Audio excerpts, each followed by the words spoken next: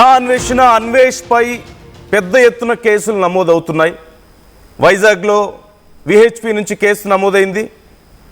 మరోవైపు గుంటూరులో నమోదైంది, హైదరాబాద్లో నమోదైంది. ఇక్కడ కరాటే కళ్యాణి గారు కూడా ఈ విషయానికి సంబంధించి కేసు నమోదు చేశారు. ఇలా పెద్ద ఎత్తున కేసులు నమోదు అవుతూ ఉన్నాయి. గరికపాటి గారి అభిమానులు కొంతమంది కేసులు నమోదు చేస్తున్నారు. విహెచ్పి నుంచి కేసులు నమోదు చేస్తున్నారు.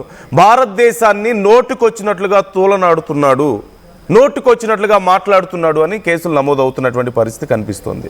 అలాగే 14 ఏళ్ల ఒక బాలిక మీద డబ్బులు ఇచ్చి నేను అనుభవించానంటూ అతను కొన్ని కామెంట్స్ చేశాడు వేరే వాళ్ళతో మాట్లాడుతున్నప్పుడు. ఇప్పుడు అవి కూడా చాలా సంచలనంగా మారుతున్నాయి.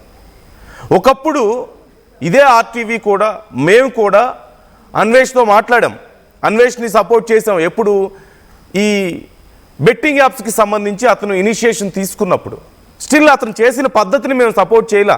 ద వే అతను బెట్టింగ్ యాప్లు ప్రమోట్ చేసిన వాళ్ళని మాట్లాడిన విధానం గురించి కానీ వాటిని ఎప్పుడు మేము సపోర్ట్ చేయలే. బట్ ఆ ఇనిషియేషన్ని మేము కొంత అప్రిషియేట్ చేసాం. కానీ ఇప్పుడు జరుగుతున్నటువంటి పరిణామాలు, మొదటి నుంచి అతని భాష, అతని తీరు ఎప్పుడూ సరిగా లేదు. వేరే దేశాలన్నీ తిరిగి ఆ దేశాలే గొప్ప, భారతదేశం వేస్ట్ అని చెప్పి మాట్లాడడం, లేదంటే వేరే హీరోల అభిమానులందరూ పనికిమాలిన వాళ్ళకి ఏం పని లేదని చెప్పేసి మాట్లాడడం, ఇవన్నీ మనం చూస్తూనే ఉన్నాం. ఇప్పుడు శివాజీ గురించి మాట్లాడినా, గరికపాటి గారి గురించి మాట్లాడినా, హిందూ దేవీ దేవతల గురించి మాట్లాడినా ఇవన్నీ కూడా చెప్పనలవిగా, అంటే మనం మాటల్లో చెప్పలేం అతను చేసినటువంటి కామెంట్స్. సరే ఇవన్నీ కాదు, మొత్తం మీద సబ్స్క్రైబర్స్ తగ్గిపోతున్నారు, అన్ఫాలో చేస్తున్నారు చాలామంది అని చెప్పేసి సారీ చెప్తున్నా అన్నాడు. But it's not looking like sorry. అది ఒక బ్లాక్మెయిల్ లాగా కనిపిస్తుంది. నేను సారీ చెప్తున్నాను, నా సారీని యాక్సెప్ట్ చేయకపోతే మీకు వచ్చే సంవత్సరం అంతా మీకు దరిద్రం పట్టుకుంటుంది, మీరు నాశనం అయిపోతారని చెప్పి మాట్లాడుతున్నారు. అది రిగ్రెట్టా? It's a blackmail. మరి ఇప్పుడు థాయిలాండ్ వెళ్తూ ఇప్పుడు కూడా అదే మాట్లాడుతున్నాడు. థాయిలాండే గొప్ప దేశం, ఇండియా వేస్ట్ అని. ఓకే, అక్కడ మంచి లేదని మనం చెప్పలేము. ఖచ్చితంగా ప్రతి దేశంలోనూ మంచి ఉంటుంది, చెడు ఉంటుంది. థాయిలాండ్లో మొత్తం 100% మంచేనా? అక్కడ ఏం లేవా? అక్కడ ఎలా బిజినెస్ జరుగుతుంది, ఏం జరుగుతుంది అనేది మనకు తెలియదా? డ్రగ్స్ కల్చర్ గురించి మనకు తెలియదా?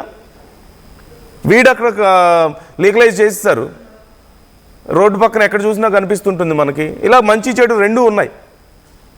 కాకపోతే ఎన్ని కేసులు నమోదైనా, చాలామంది కేసులు పెట్టాలని చెప్పి అడుగుతున్నా అతన్ని ఇక్కడికి తీసుకురావడం అనేది సాధ్యం అవుతుందా? ఫస్ట్ థింగ్, అతను చేస్తున్న మాటలు, అతను మాట్లాడుతున్న మాటలు, అతను చేస్తున్న కామెంట్స్, అతని బిహేవియర్ అంతా ఇట్స్ వర్స్ట్.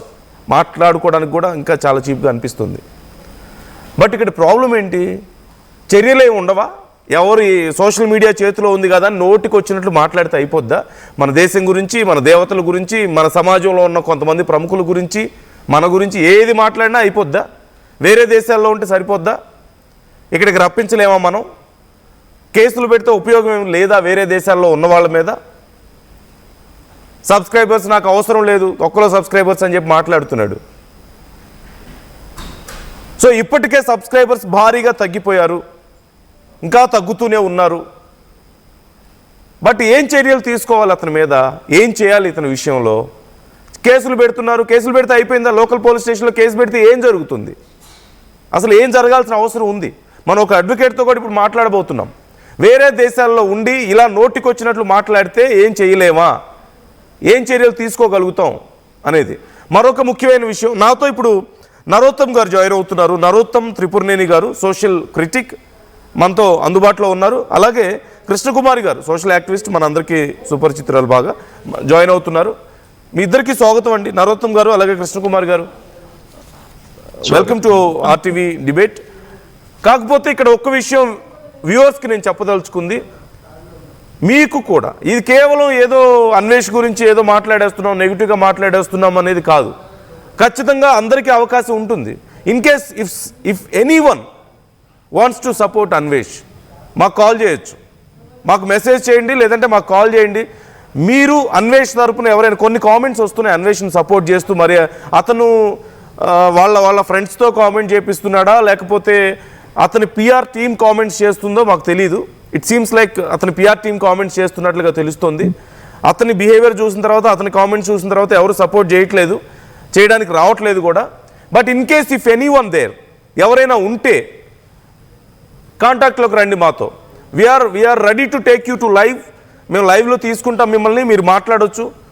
సపోర్ట్ చేయాలనుకునే వాళ్ళు మీ వర్షన్ కూడా మేము వింటాం. There is nothing from our side, support చేయడానికి ఏమీ లేదు. సో మీ నుంచి ఏదైనా సపోర్ట్ చేయాలనుకుంటే contact us. We are happy to have you in live. మీరు కామెంట్ చేయొచ్చు, కాల్ చేయొచ్చు. స్క్రీన్ మీద స్క్రోల్ అవుతున్న numbers, you can call to that number. And మీ ఒపీనియన్స్ షేర్ చేసుకోవడానికి కూడా మాతో కాల్ చేయొచ్చు. ఏం చేయాలి, విదేశాల నుంచి ఎలా రప్పించాలి, ఎలాంటి చర్యలు తీసుకోవాలి ఇలాంటి వాళ్ళ మీద.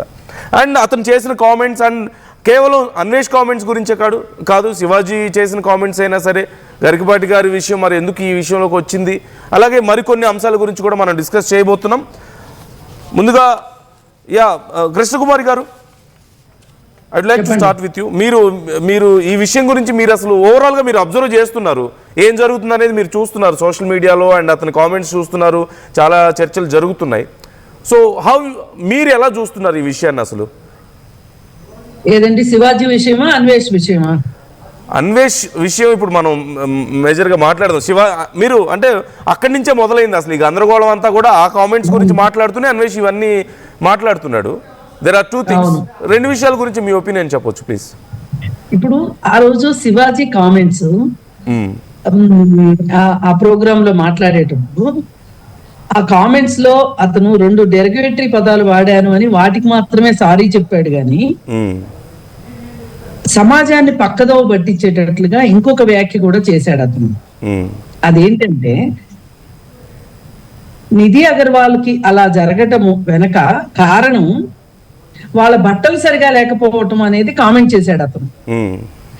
దాన్ని అభ్యంతర పెడుతున్నాను. ఎలాగో ఆ 2 మాటలకి నేను పొరపాటు మాట్లాడాను అన్నాడు కాబట్టి ఇంక మనం దాటి గురించి మాట్లాడటం అవసరం లేదు. కానీ ఇప్పుడు ఇలాంటి అర్ధ సత్యాలు ప్రచారం చేయటం వల్ల సమాజాన్ని తప్పుదో పట్టించినట్టు అవుతుంది. ఇప్పుడు చట్టం ఏమన్నా చెప్పిందా? ఎక్కడైనా చెప్పిందా? ఎవరైనా బట్టలు సరిగా వేసుకోకపోతే వాళ్ళని గిల్లొచ్చు, గిచ్చొచ్చు, లేకపోతే ఇబ్బంది పెట్టొచ్చు, లేదంటే మాటల ద్వారా గాని, చేతల ద్వారా గాని, సంఖ్యల ద్వారా గాని వారిని ఏదైనా అనవచ్చు అని, ఏదైనా చేయవచ్చు అని ఎక్కడైనా చట్టంలో ఉందా? మనం ఈ ఆధునిక కాలంలో మనము ఒక చట్టాలను పెట్టుకున్నాం. ఒకప్పుడు మనకి బార్టర్ సిస్టమ్ ఉండేది, వస్తు మార్పిడి. ఈ వస్తువు ఇచ్చి ఈ వస్తువు తీసుకునేవాళ్ళం. అలాగే అప్పుడు గ్రామ పెద్ద పంచాయతీ చేసి 10 కొరడా దెబ్బలో 100 కొరడా దెబ్బలో అంటుండేవాళ్ళు. లేదు గ్రామ బహిష్కారం చేయటము, ఇట్లాంటివన్నీ ఉండేవి ఒకప్పుడు. కానీ ఆ కాలం అంతా దాటుకుని వచ్చాం మనం. ఇవాళ ఆధునిక కాలంలో ఇవాళ మనం ఒక చట్టంలో మనం ఉన్నాం. దీన్ని ఎవరైనా కాదంటారా? శివాజీ అయినా కాదంటాడా? గరికపాటి నరసింహారావు గారైనా కాదంటారా? లేదు ఆడవాళ్ళ పైన విపరీతమైన కామెంట్స్ చేస్తున్న గంగాధర శాస్త్రి అయినా కాదంటాడా? ఎవరు కాదనడానికి లేదు. మనము చట్టంలో ఉన్నామా లేదా?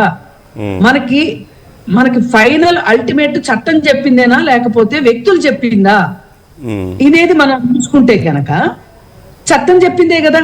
ఇప్పుడు మనం లాని ఒబే చేయాల్సిందే కదా, ఇంకా అంతకు మించి ఏముంది? చట్టాన్ని కదా ఒబే చేయాల్సింది. ఇప్పుడు అన్వేష్ మీద విషయం వస్తే పోలీస్ స్టేషన్స్ కి వెళ్ళి కేసు ఎందుకు పెట్టారు? మరి ఎవరైనా అన్వేష్ విషయంలో మీ ఓవరాల్ వ్యూ ఎలా ఉంది కృష్ణకుమార్ గారు? అన్వేష్ విషయం ఈ రోజు కాదండి, ఈ రోజు కాదు. అతను ఒక పర్వర్టెడ్ ఫెలో.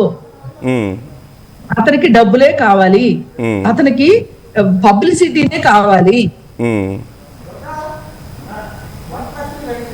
సో మీరు విన్నారా? అంటే శివాజీ గారిని లేదంటే గరికపాటి గారిని ఉద్దేశిస్తూ మాట్లాడిన మాటలు మీరు విన్నారా?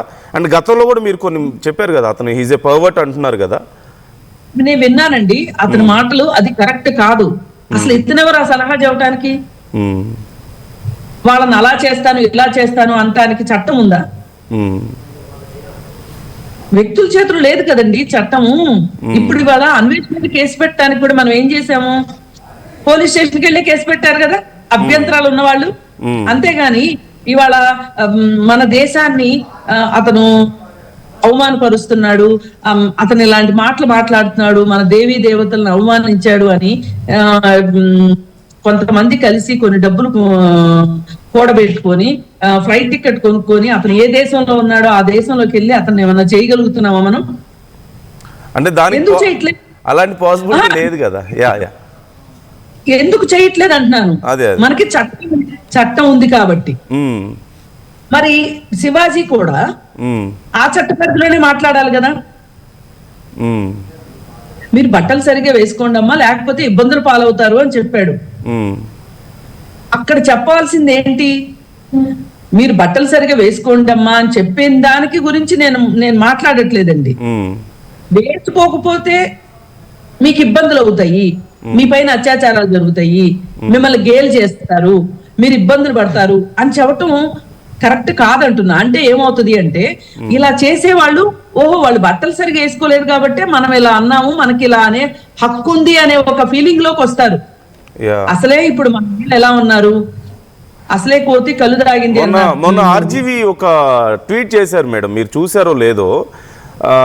అక్కడ ముంబై రేప్ కేసు నిందితుడి మాటలు ఆయన ట్వీట్ చేశారు. అతను నిర్భయ కేసుకు సంబంధించి నిందితుడు. అతను ఏమంటున్నాడంటే, నైట్ ఒక అమ్మాయి మీద ఏదైనా జరిగితే ఆ అమ్మాయి తప్పే ఎక్కువ, అబ్బాయి తప్పు కంటే, ఎందుకంటే ఆ టైంలో వాళ్ళు వచ్చారంటే వాళ్ళు వీటికి యాక్సెప్ట్ చేసినట్లే, వాళ్ళు అలాంటి వాళ్ళే అని చెప్పేసి మాట్లాడింది ట్వీట్ చేశారు.